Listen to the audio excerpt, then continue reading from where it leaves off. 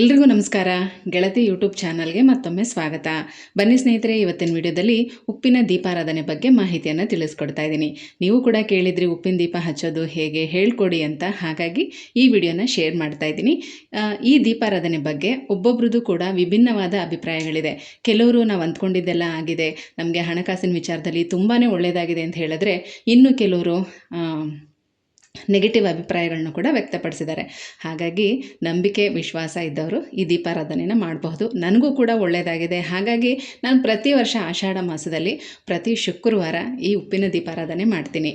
5 ಶುಕ್ರವಾರಗಳು ಮಾಡ್ತಾಯಿದ್ದೀನಿ. ಹಾಗಾಗಿ ನಾನು ಯಾವ ರೀತಿ ಮಾಡ್ತೀನಿ ಅನ್ನೋದನ್ನು ನಿಮಗೂ ಕೂಡ ಇವತ್ತು ಹೇಳ್ಕೊಡ್ತಾ ಇದ್ದೀನಿ. ನಂಬಿಕೆ ಇದ್ದವರು ಮಾಡಬಹುದು. ಯಾರಿಗೂ ಕೂಡ ಮಾಡಲೇಬೇಕು ಅಂತ ಒತ್ತಾಯ ಏನೂ ಇಲ್ಲ. ಕೆಲವರೆಲ್ಲ ನಂಬಿಕೆಯಿಂದ ಕಮೆಂಟ್ಸ್ ಮಾಡಿದ್ರಿಂದ ನಾನು ಈ ವಿಡಿಯೋನ ಶೇರ್ ಮಾಡ್ತಾ ಇದ್ದೀನಿ. ಹಾಗೆ ನೀವು ನಂಬಿಕೆ ಇದ್ದವರು ಮಾಡಬಹುದು, ನಂಬಿಕೆ ಇಲ್ಲ ಅನ್ನೋರು ದಯವಿಟ್ಟು ಮಾಡೋಕ್ಕೆ ಹೋಗಬೇಡಿ. ಬನ್ನಿ, ಈಗ ಏನೆಲ್ಲ ಸಿದ್ಧತೆ ಮಾಡ್ಕೋಬೇಕು ಅನ್ನೋದನ್ನು ಮೊದಲಿಗೆ ಹೇಳ್ತಾ ಇದ್ದೀನಿ. ನೋಡಿ, ಈ ರೀತಿ ಒಂದು ತಾಮ್ರದ ತಟ್ಟೆ ಅಥವಾ ಅಡಿಕೆ ತಟ್ಟೆ, ಹಿತ್ತಾಳೆ ತಟ್ಟೆ, ಬೆಳ್ಳಿ ತಟ್ಟೆ ಇದ್ದರೆ ನೀವು ಉಪಯೋಗಿಸ್ಬೋದು. ಸ್ಟೀಲ್ ತಟ್ಟೆನ ಉಪಯೋಗಿಸ್ಬೇಡಿ. ಈ ಥರ ಒಂದು ಬೌಲ್ನ ತೊಗೋಬೇಕು. ನನ್ನ ಹತ್ರ ಈ ಬೆಳ್ಳಿದು ಬಟ್ಲಿದೆ, ಹಾಗಾಗಿ ನಾನು ಇದನ್ನು ಉಪಯೋಗಿಸ್ತೀನಿ. ಇಲ್ಲ ಅನ್ನೋರು ಗಾಜಿನ ಬೌಲ್ ಕೂಡ ಉಪಯೋಗಿಸ್ಬಹುದು, ಅಥವಾ ಮಣ್ಣಿನ ಬೌಲ್ ಕೂಡ ಉಪಯೋಗಿಸ್ಬೋದು. ಅಂದರೆ ಈಗಾಗಲೇ ನೀವು ಉಪ್ಪಿನ ದೀಪ ಹಚ್ತಾ ಇದ್ದರೆ ಗೊತ್ತಿರುತ್ತೆ ನಿಮಗೆಲ್ಲ. ಕೆಳಗಡೆ ಒಂದು ದೊಡ್ಡ ಬಟ್ಲಲ್ಲಿ ಉಪ್ಪನ್ನು ಹಾಕಿ ಅದ್ರ ಮೇಲೆ ಒಂದು ಮಣ್ಣಿನ ದೀಪ ಇಟ್ಟು ಅದ್ರ ಮೇಲೆ ಈ ದೀಪನ ಹಚ್ಚುವಂಥದ್ದು. ನಾನು ಈ ರೀತಿ ಹಚ್ತಾ ಇದ್ದೀನಿ. ಈ ಬೆಳ್ಳಿ ಬಟ್ಲಲ್ಲಿ ಉಪ್ಪನ್ನು ಹಾಕಿ ಅದ್ರ ಮೇಲೆ ಮಣ್ಣಿನ ದೀಪ ಇಟ್ಟು ಈ ದೀಪ ಹಚ್ತಾ ಇದ್ದೀನಿ. ಮತ್ತು ಈ ಥರ 2 ವಿಳ್ಳೆದೆಲೆ, 1 ಅರಿಶಿಣದ ಕೊಂಬು, 11 ಕವಡೆ, 5 ಲವಂಗ, 5 ಏಲಕ್ಕಿಕಾಯಿ, 6 ಲವಂಗ, 1 ಬಟ್ಲಡಿಕೆ, ಮತ್ತು ಗಣಪತಿ ವಿಗ್ರಹ, ಗಣಪತಿಗೆ ಗರಿಕೆ ಮತ್ತು ಕೆಂಪು ಹೂಗಳು. ಈ ರೀತಿ ಸಿದ್ಧತೆ ಮಾಡ್ಕೊಳ್ಳಿ. ಇನ್ನು ಈ ದೀಪಕ್ಕೆ ತುಪ್ಪ ಅಥವಾ ಎಳ್ಳೆಣ್ಣೆ ಹಾಕ್ಬೋದು. ಆದಷ್ಟು ತುಪ್ಪ ಹಾಕಿದ್ರೇ ಒಳ್ಳೆಯದು. ಮತ್ತು 2 ದೀಪದ ಬತ್ತಿ, ಇದಿಷ್ಟು ಕೂಡ ಸಿದ್ಧತೆ ಮಾಡಿಟ್ಕೋಬೇಕು. ನೀವು ದೇವ್ರ ಮನೆಯಲ್ಲೇ ಈ ದೀಪನ ಹಚ್ಬೋದು. ಕಳಸದ ಮುಂಭಾಗದಲ್ಲಿ ಅಥವಾ ಲಕ್ಷ್ಮೀ ಫೋಟೋದ ಮುಂಭಾಗದಲ್ಲಿ ಈ ದೀಪಾರಾಧನೆ ಮಾಡಬಹುದು. ಆದರೆ ಈ ದೀಪ ಮಾತ್ರ ಉತ್ತರದ ಮುಖವಾಗಿಯೇ ದೀಪ ಹಚ್ಚಬೇಕು. ಅಂದರೆ ಈಗ ನೀವು ಏನು ಈ ದೀಪ ಹಚ್ತಿರಲ್ಲ, ಈ ದೀಪ ಬಂದು ಉತ್ತರಾಭಿಮುಖವಾಗಿರಬೇಕು. ನಿಮ್ಮ ದೇವ್ರ ಮನೆ ಆಗಿರಲಿ, ಮೇನ್ ಡೋರ್ ಆಗಿರಲಿ, ಯಾವ ಕಡೆಗಾದರೂ ಇರಲಿ. ಕೆಲವ್ರಿಗೆ ಪೂರ್ವಕ್ಕಿರುತ್ತೆ, ಕೆಲವರು ಉತ್ತರಕ್ಕೆ ಇಟ್ಕೊಂಡಿರ್ತಾರೆ, ಇನ್ನು ಕೆಲವರು ದಕ್ಷಿಣ ಪಶ್ಚಿಮ ಹೀಗೆಲ್ಲ ಇಟ್ಟಿರ್ತೀರ. ಆದರೆ ನಿಮ್ಮ ದೇವ್ರ ಮನೆ ಡೋರ್ ಆಗಿರ್ಬೋದು, ಮೇನ್ ಡೋರ್ ಆಗಿರ್ಬೋದು, ಯಾವುದೇ ಕಡೆಗಿದ್ದರೂ ದೀಪ ಮಾತ್ರ ಉತ್ತರಕ್ಕೆ ಮುಖ ಮಾಡಿನೇ ಉರಿತಾ ಇರಬೇಕು. ಆ ರೀತಿ ನೀವು ದೀಪ ಹಚ್ಚಬೇಕು. ಬನ್ನಿ, ಈಗ ಯಾವ ರೀತಿ ಈ ದೀಪನ ರೆಡಿ ಮಾಡ್ಕೊಳ್ಳೋದು ಅಂತ ತೋರಿಸ್ತೀನಿ. ಯಾವುದೇ ಶುಕ್ರವಾರ ನೀವು ಯಾವೆಲ್ಲ ಲಕ್ಷ್ಮೀ ಪೂಜೆಗಳನ್ನು ಮಾಡ್ತೀರಾ ಅದೇ ಸಮಯದಲ್ಲೂ ಕೂಡ ಉಪ್ಪಿನ ದೀಪಾರಾಧನೆ ಕೂಡ ಮಾಡಬಹುದು. ಬೆಳಗ್ಗಿನ ಬ್ರಾಹ್ಮಿ ಮುಹೂರ್ತ ಅಥವಾ ಸಂಜೆಯ ಗೋಧೂಳಿ ಸಮಯದಲ್ಲಿ ಈ ದೀಪ ಹಚ್ಚಬೇಕಾಗತ್ತೆ. ಬೆಳಗ್ಗೆ ನೀವು ಈ ದೀಪನ ಹಚ್ಚಿದರೆ ಮತ್ತೆ ಸಂಜೆ ಹಚ್ಚಬೇಕು ಅಂತೇನಿಲ್ಲ. ಸಂಜೆ ಹಾಗೆ ಬಿಟ್ಟು ಮಾರನೇ ದಿನ ಶನಿವಾರ ಬೆಳಗ್ಗೆ ಇದನ್ನು ವಿಸರ್ಜನೆ ಮಾಡಬಹುದು. ನಾನಿಲ್ಲಿ ವಿಡಿಯೋಗೋಸ್ಕರ ಚೆನ್ನಾಗಿ ಕಾಣಿಸ್ಲಿ ಅಂತ ಹೇಳಿ ದೊಡ್ಡದಾಗಿ ರಂಗೋಲಿ ಹಾಕಿದ್ದೀನಿ. ನೀವು ನಿಮ್ಮ ದೇವ್ರ ಮನೇಲಿ ಎಷ್ಟು ಜಾಗ ಇದೆಯೋ ಅದೇ ಜಾಗದ ಅಳತೆಯಲ್ಲಿ ಒಂದು ಚಿಕ್ಕದಾಗಿ ಅಷ್ಟದಳ ಪದ್ಮ ರಂಗೋಲಿ ಹಾಕ್ಕೊಳ್ಳಿ. ಆ ರಂಗೋಲಿ ಮೇಲೆ ಕೂಡ ಈ ದೀಪನ ಇಡಬಹುದು. ಅಥವಾ ಈ ರೀತಿ ಏನಾದರೂ ನೀವು ಚಿಕ್ಕದಾಗಿ ಒಂದು ಪೀಠ ಏನಾದರೂ ಇಟ್ಕೊಂಡಿದ್ರೆ ಅದ್ರ ಮೇಲೆ ಕೂಡ ದೀಪ ಹಚ್ಬೋದು. ಮತ್ತು ನಾನಿಲ್ಲಿ ನಿಮಗೆ ಹೊರಗಡೆ ಈ ದೀಪ ಮಾಡಿ ತೋರಿಸ್ತಾ ಇರೋದ್ರಿಂದ ಹಿಂಭಾಗದಲ್ಲಿ ವೈಭವ ಲಕ್ಷ್ಮಿ ಬುಕ್ಕಲ್ಲಿರುವಂಥ ಮಹಾಲಕ್ಷ್ಮಿ ಯಂತ್ರ ಮತ್ತು ಗಜಲಕ್ಷ್ಮಿ ಫೋಟೋನ ಇಟ್ಟಿದ್ದೀನಿ. ನೀವು ದೇವ್ರ ಮನೆಯಲ್ಲೇ ಮಾಡೋದಾದರೆ ಕಳಸದ ಮುಂಭಾಗದಲ್ಲಿ ಅಥವಾ ಲಕ್ಷ್ಮಿ ಫೋಟೋ ಮುಂಭಾಗದಲ್ಲಿ ಕೂಡ ಈ ದೀಪ ಹಚ್ಬೋದು. ಅಥವಾ ನಾನೀಗ ಹೇಗೆ ಮಾಡಿದ್ದೀನೋ ಅದೇ ರೀತಿ ಹಿಂಭಾಗದಲ್ಲಿ ಮಹಾಲಕ್ಷ್ಮಿ ಯಂತ್ರ ಮತ್ತು ಈ ರೀತಿ ಗಜಲಕ್ಷ್ಮಿ ಫೋಟೋ ಇರುವಂಥ ವೈಭವಲಕ್ಷ್ಮಿ ಬುಕ್ಕನ್ನು ಕೂಡ ನೀವು ಈ ರೀತಿ ಇಟ್ಟು ಈ ದೀಪನ ಹಚ್ಬೋದು.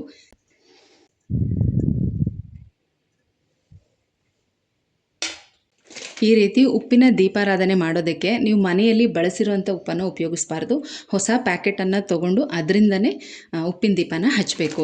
ಮತ್ತು ಪ್ಯಾಕೆಟಿಂದನೇ ಬಟ್ಲಿಗೆ ಉಪ್ಪನ್ನು ಸುರಿಬಾರ್ದು. ನಿಮ್ಮ ಕೈಯಲ್ಲಿ ಉಪ್ಪನ್ನು ತೊಗೊಂಡು ಮೊದಲು ಗಣೇಶನ ಪ್ರಾರ್ಥನೆ ಮಾಡಿ, ನಿಮ್ಮ ಮನೆ ದೇವರನ್ನು ಪ್ರಾರ್ಥನೆ ಮಾಡಿ, ಆನಂತರ ಲಕ್ಷ್ಮೀ ನಾರಾಯಣನ ಸ್ಮರಣೆ ಮಾಡ್ತಾ ಈ ಬಟ್ಲಿಗೆ ಉಪ್ಪನ್ನು ಹಾಕಬೇಕು. 3 ಇಡಿಯಷ್ಟು ಉಪ್ಪನ್ನು ಹಾಕಬೇಕು. ಪ್ರತಿ ವಾರನೂ ಹೊಸ ಪ್ಯಾಕೆಟ್ ತರಬೇಕು ಅಂತೇನಿಲ್ಲ. ನೀವು ಒಂದು ಸಲ ತಂದಿಟ್ಕೊಂಡ್ರೆ ಅದೇ ಪ್ಯಾಕೆಟಿಂದ ಪ್ರತಿ ವಾರ ಕೂಡ ಈ ರೀತಿ ಉಪ್ಪಿನ ದೀಪನ ಹಚ್ಬೋದು. ಈಗ ನಾನು ಆ ಬಟ್ಲಿಗೆ ಉಪ್ಪು ಹಾಕಿದ್ದೀನಿ. ಉಳಿದಿರೋದನ್ನು ಹಾಗೆ ಎತ್ತಿಟ್ಕೊಂಡು ಮತ್ತೆ ಮುಂದಿನ ವಾರಕ್ಕೂ ಕೂಡ ಉಪಯೋಗಿಸ್ಬೋದು. ಅಂದರೆ ಮೊದಲನೇ ವಾರ ಹಚ್ಚುವಾಗ ಹೊಸ ದೀಪನ ತೊಗೊಳ್ಳಿ, ಮಣ್ಣಿನ ದೀಪ ಹೊಸ ದೀಪ ತೊಗೊಳ್ಳಿ. ಮತ್ತು ಪ್ರತಿ ವಾರಕ್ಕೂ ಕೂಡ ಇದೇ ದೀಪ ಯೂಸ್ ಮಾಡ್ಬೋದು. ಮಾರನೇ ದಿನ ನೀವು ಇದನ್ನೆಲ್ಲ ವಿಸರ್ಜನೆ ಮಾಡಿ ಎಲ್ಲ ತೊಳೆದು ಎತ್ತಿಟ್ಕೊಂಡು ಮುಂದಿನ ಶುಕ್ರವಾರಕ್ಕೂ ಕೂಡ ಇದೇ ದೀಪನ ಹಚ್ಬೋದು. ಈ ದೀಪನ ಚೆನ್ನಾಗಿ ತೊಳ್ಕೊಂಡು ಸುತ್ತಲೂ ಕೂಡ ಅರಿಶಿನ ಕುಂಕುಮ ಎಲ್ಲ ಹಚ್ಕೋಬೇಕು. 6 ಲವಂಗವನ್ನು ಹಾಕಬೇಕು.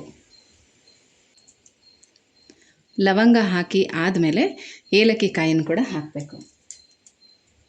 ಆನಂತರ ಈ ದೀಪನ ಅರಿಶಿನ ಕುಂಕುಮ ಎಲ್ಲ ಹಚ್ಚಿ ರೆಡಿ ಮಾಡಿಕೊಂಡು ಈ ದೀಪವನ್ನು ಇದ್ರ ಮೇಲೆ ಈ ರೀತಿ ಇಡಬೇಕು. ದೀಪನ ಇಟ್ಟ ಮೇಲೆ ದೀಪಕ್ಕೆ ತುಪ್ಪ ಹಾಕೋಬೇಕು.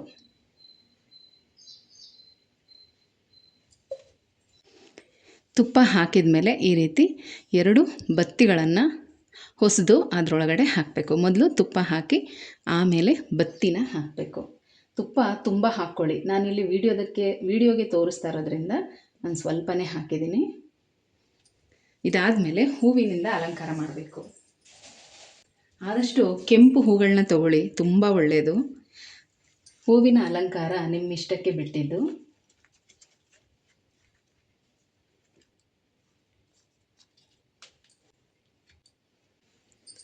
ಹೂವೆಲ್ಲ ಇಟ್ಟಾದಮೇಲೆ ತಾಂಬೂಲನ ಇಡಬೇಕು. ನೋಡಿ, ಇಲ್ಲೇನು ನಾವು ರೆಡಿ ಮಾಡ್ಕೊಂಡಿದ್ದೀವಲ್ಲ, ಈ ತಾಂಬೂಲನ ಇಡಬೇಕು. ಇದನ್ನು ಇಡುವಾಗಲೂ ಕೂಡ ಅಷ್ಟೇ, ಕೆಲವರು ತೊಟ್ಟಿ ಯಾವ ಕಡೆ ಬರಬೇಕು, ತುದಿ ಯಾವ ಕಡೆ ಬರಬೇಕು ಅಂತ ಕೇಳ್ತೀರಾ. ಸಾಮಾನ್ಯವಾಗಿ ನಾನಂತೂ ತೊಟ್ಟು ದೇವ್ರ ಕಡೆ, ತುದಿ ನಮ್ಮ ಕಡೆ ಇರೋ ಹಾಗೇ ಇಡೋದು. ಅದು ನಿಮ್ಮ ಇಷ್ಟ, ನೀವು ಹೇಗೆ ಬೇಕಾದರೂ ಇಟ್ಕೊಳ್ಳಿ. ಇನ್ನು ಕೆಲವರು ತೊಟ್ಟು ನಮ್ಮ ಕಡೆಗೆ, ತುದಿ ದೇವ್ರ ಕಡೆಗೆ ಇಡ್ತಾರೆ. ಈಗ ಗಣಪತಿ ವಿಗ್ರಹನ ಕೂಡ ಈ ರೀತಿ ಮಧ್ಯ ಭಾಗದಲ್ಲಿ ಇಡಬೇಕು. ಇಟ್ಟು ಗಣೇಶನಿಗೆ ಗರ್ಕೆಯನ್ನು ಇಡಬೇಕು. ಪ್ರತಿ ವಾರ ಇದೇ ಥರನೇ ಮಾಡಬೇಕು. ಬೆಳಗ್ಗೆ ಅಥವಾ ಸಂಜೆ. ಬೆಳಗ್ಗೆ ಮಾಡೋದಾದರೆ ಬ್ರಾಹ್ಮಿ ಮುಹೂರ್ತದಲ್ಲಿ ಶುಕ್ರವಾರ ಬೆಳಗ್ಗೆ 4 ಗಂಟೆಯಿಂದ 6 ಗಂಟೆ ಒಳಗಾಗಿ ದೀಪ ಹಚ್ಚಿ ಮುಗಿದೋಗ್ಬೇಕು. ಮತ್ತು ಅದು ಎಷ್ಟೊತ್ತು ಬೇಕಾದರೂ ಉರಿಲಿ, ಅದರೊಳಗಡೆ ಎಣ್ಣೆ ಅಥವಾ ತುಪ್ಪ ಖಾಲಿ ಆಗೋ ತನಕ ಉರಿತಾ ಇರುತ್ತೆ. ಆದರೆ ದೀಪ ಹಚ್ಚೋದು ಮಾತ್ರ ಬೆಳಗ್ಗೆ 4 ಗಂಟೆಯಿಂದ 6 ಗಂಟೆ ಒಳಗಾಗಿ ಹಚ್ಚಬೇಕು. ಸಂಜೆ ಹಚ್ಚೋದಾದರೆ ಸಂಜೆ ಗೋಧೂಳಿ ಸಮಯ 6 ಗಂಟೆಯಿಂದ 7 ಗಂಟೆ ಒಳಗಾಗಿ ಹಚ್ಚಬೇಕು. ಈ ರೀತಿ ಗಣೇಶನಿಗೆ ಗರ್ಕೆಯನ್ನು ಇಡಬೇಕು. ಕೆಂಪು ಹೂವನ್ನು ಇಡಬೇಕು.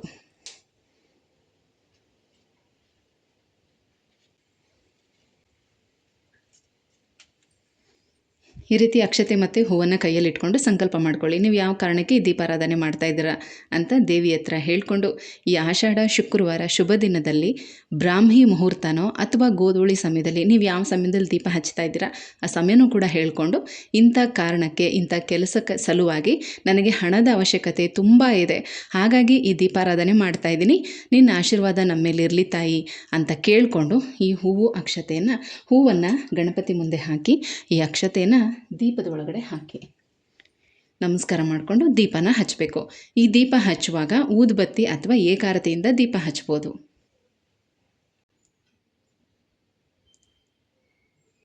ಈ ದೀಪನ ಹಚ್ಚುವಾಗ ಸರ್ವ ಮಂಗಳ ಮಾಂಗಲ್ಯೆ ಶಿವೇ ಸರ್ವಾರ್ಥ ಸಾಧಿಕೆ ಶರಣ್ಯೆ ತ್ರಯಂಬಕೆ ದೇವಿ ನಾರಾಯಣಿ ನಮೋಸ್ತುತೆ ಅಂತ ಮಂತ್ರನ ಹೇಳಿಕೊಂಡು ಈ ದೀಪಾರಾಧನೆನ ಮಾಡಬೇಕು. ಆಮೇಲೆ ಮಾಮೂಲಿಯಾಗಿ ನೀವು ಲಕ್ಷ್ಮೀ ಪೂಜೆ ಎಲ್ಲ ಏನು ಮಾಡ್ತೀರೋ ಆ ರೀತಿ ಮಾಡ್ಕೊಳ್ಳಿ. ಮಹಾಲಕ್ಷ್ಮಿ ಅಷ್ಟೋತ್ತರ ಆಗಿರಬಹುದು ಅಥವಾ ಲಕ್ಷ್ಮಿಯ ಸ್ತೋತ್ರಗಳಾಗಿರಬಹುದು, ಇಂಥದನ್ನು ಹೇಳ್ಕೊಳ್ಳೋದು ಮತ್ತು ಕನಕದಾರ ಸ್ತೋತ್ರನ ಓದೋದು, ಇದಿಷ್ಟನ್ನು ಕೂಡ ಮಾಡಬೇಕು. ಇದು ಉಪ್ಪಿನ ದೀಪಾರಾಧನೆ ಮಾಡುವಂಥ ವಿಧಾನ.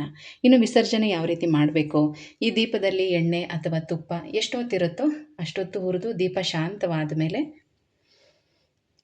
ಶುಕ್ರವಾರ ನೀವು ಈ ದೀಪ ಹಚ್ಚಿದರೆ ಶನಿವಾರ ಬೆಳಗ್ಗೆನೇ ವಿಸರ್ಜನೆ ಮಾಡಬೇಕು. ಶುಕ್ರವಾರ ಬ್ರಾಹ್ಮಿ ಮುಹೂರ್ತದಲ್ಲಿ ದೀಪ ಹಚ್ಚಿದರೂ ಕೂಡ ಮತ್ತೆ ಸಂಜೆ ಹಚ್ಚಬೇಕು ಅಂತೇನಿಲ್ಲ. ಶುಕ್ರವಾರ ಒಂದು ಹೊತ್ತು ಅಂದರೆ ಒಂದು ಟೈಮ್ ಮಾತ್ರ ಈ ದೀಪನ ಹಚ್ಚಬೇಕು, ಬೆಳಗ್ಗೆ ಅಥವಾ ಸಂಜೆ. ಮಾರನೇ ದಿನ ಶನಿವಾರ ಬೆಳಗ್ಗೆ ವಿಸರ್ಜನೆ ಮಾಡಬೇಕು. ಸ್ನಾನ ಮಾಡಿ ಇದರಲ್ಲಿ ಇರೋವಂಥ ಹೂಗಳನ್ನೆಲ್ಲ ತೆಗೆದು ಗಣಪತಿನೂ ಕೂಡ ತೆಗೆದು ಪಕ್ಕಕ್ಕಿಟ್ಟು ಈ ವೀಳ್ಯದೆಲೆ ಮೇಲೆ ಇರೋವಂಥ ಲಕ್ಷ್ಮೀ ಕವಡೆ ಮತ್ತು ಈ ವೀಳ್ಯದೆಲೆ ಮೇಲಿರೋಂಥ ಲಕ್ಷ್ಮೀ ಕವಡೆ ಮತ್ತು ಅರಿಶಿಣ ಕೊಂಬು ಇದನ್ನು ತೆಗೆದು ನಿಮ್ಮ ಕ್ಯಾಶ್ ಬಾಕ್ಸಲ್ಲಿ ಇಟ್ಕೋಬೋದು ಅಥವಾ ದೇವ್ರ ಮನೆಯಲ್ಲೂ ಕೂಡ ಒಂದು ಬಟ್ಲಲ್ಲಿ ಹಾಕಿ ಇಡ್ಬೋದು. ಈ ವೀಳ್ಯದೆಲೆ ಮತ್ತು ಬಟ್ಲಡಿಕೆಯನ್ನು ಮಡಚಿ ನಿಮ್ಮ ಪರ್ಸಲ್ಲಿ ಇಟ್ಕೊಳ್ಳಿ. ಗಣಪತಿನ ತೊಳೆದು ಮತ್ತು ಗಂಧ ಅರಿಶಿಣ ಕುಂಕುಮ ಎಲ್ಲನೂ ಹಚ್ಚಿ ಪೂಜೆಗೆ ಇಡ್ಬೋದು. ಈ ದೀಪನ ತೆಗೆದು ತೊಳೆದು ಎತ್ತಿಟ್ಕೊಳ್ಳಿ. ಈ ಬಟ್ಲಲ್ಲಿರುವಂಥ ಲವಂಗ ಮತ್ತು ಏಲಕ್ಕಿನೂ ಕೂಡ ಅಷ್ಟೇ, ಅದನ್ನು ತೆಗೆದು ಒಂದು ಬಟ್ಲಲ್ಲಿ ಸಪ್ರೇಟಾಗಿ ಇಟ್ಕೊಳ್ಳಿ. ಈ ಉಪ್ಪನ್ನು ಒಂದು ಸ್ಟೀಲ್ ಪಾತ್ರೆಯಲ್ಲಿ ನೀರು ಹಾಕಿ ಅದರೊಳಗಡೆ ಹಾಕಿಬಿಡಿ. ಅದು ಕರಗಿದ ಮೇಲೆ ನಿಮ್ಮ ಅಡುಗೆ ಮನೆ ಸಿಂಕಲ್ಲಿ ಆ ನೀರನ್ನು ಚೆಲ್ಲಬಹುದು. ಆ ಬಟ್ಲನ್ನು ಕೂಡ ನೀವು ತೊಳೆದು ಎತ್ತಿಟ್ಕೋಬಹುದು. ಇನ್ನು ಆ ಲವಂಗ ಮತ್ತು ಏಲಕ್ಕಿ ಕಾಯನ್ನು ನೀವೇನಾದರೂ ಸ್ವೀಟ್ ಮಾಡುವಾಗಲೂ ಕೂಡ ಉಪಯೋಗಿಸ್ಬೋದು. ಅಥವಾ ಮಂಗಳವಾರ ಶುಕ್ರವಾರ ನೀವು ಮನೇಲಿ ಸಾಂಬ್ರಾಣಿ ಬತ್ತಿ ಏನಾದರೂ ಹಚ್ತಾ ಇದ್ದರೆ ಅದರೊಳಗಡೆ ಹಾಕ್ಬೋದು. ಆಗ ಅದು ಕೂಡ ಸುಟ್ಟು ಭಸ್ಮ ಆಗುತ್ತೆ. ತುಂಬಾ ಒಳ್ಳೆಯದು. ಇದರಿಂದ ಕೂಡ ಮನೇಲಿರುವಂಥ ನೆಗೆಟಿವಿಟಿ ತುಂಬ ಬೇಗ ಕಡಿಮೆ ಆಗುತ್ತೆ. ನೋಡಿದ್ರಲ್ಲ ಸ್ನೇಹಿತರೆ, ಆಷಾಢ ಮಾಸದಲ್ಲಿ 5 ಶುಕ್ರವಾರ ನಾನು ಇದೇ ರೀತಿಯೇ ಉಪ್ಪಿನ ದೀಪಾರಾಧನೆ ಮಾಡೋದು. ನನಗಂತೂ ತುಂಬ ನಂಬಿಕೆ ಇದೆ. ಹಾಗೆ ನನ್ನ ಬೇಡಿಕೆಗಳು ಕೂಡ ಈಡೇರಿದೆ. ಹಾಗಾಗಿ ಹೇಳ್ತಾ ಇದ್ದೀನಿ, ಬಲವಂತ ಏನೂ ಇಲ್ಲ, ಕಡ್ಡಾಯ ಏನೂ ಇಲ್ಲ. ನಿಮಗೆ ನಂಬಿಕೆ ಇದ್ದರೆ ಮಾಡಬಹುದು. ಎಲ್ಲ ಪೂಜೆ ವ್ರತನೂ ಕೂಡ ನಿಮ್ಮ ನಂಬಿಕೆಗೆ ಬಿಟ್ಟಿದ್ದು ಅಷ್ಟೇ. ನನಗೆ ಗೊತ್ತಿರೋಂಥ ಅಷ್ಟು ವಿಚಾರ ನಾನು ತಿಳಿಸಿದ್ದೀನಿ. ನಿಮಗೇನೇ ಡೌಟ್ ಇದ್ದರೂ ಕಮೆಂಟ್ಸಲ್ಲಿ ಕೇಳ್ಬೋದು. ಮತ್ತೆ ಸಿಗ್ತೀನಿ. ಹೋಗಿ ಬರಲಾ?